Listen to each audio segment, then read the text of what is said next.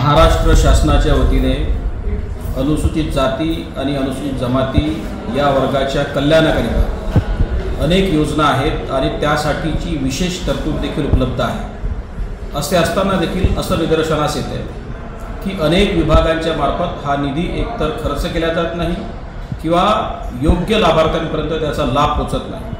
अशा वेळेला अनुसूचित जाती आयोगाचा उपाध्यक्ष नात्याने आज रत्नागिरीतल्या या सामाजिक न्याय भवनामध्ये अधिकाऱ्यांची बैठक घेऊन त्या सगळ्या अर्जदारांचं व्हेरिफिकेशन करण्यापासून तर त्या कामाची पातळी जोखण्याची देखील जबाबदारी ही आयोगाची राहील आणि त्या पद्धतीनेच अधिकाऱ्यांनी सहकार्य करावे अशा पद्धतीचे सक्त निर्देश मी आजच्या बैठकीच्या प्रसंगी दिले।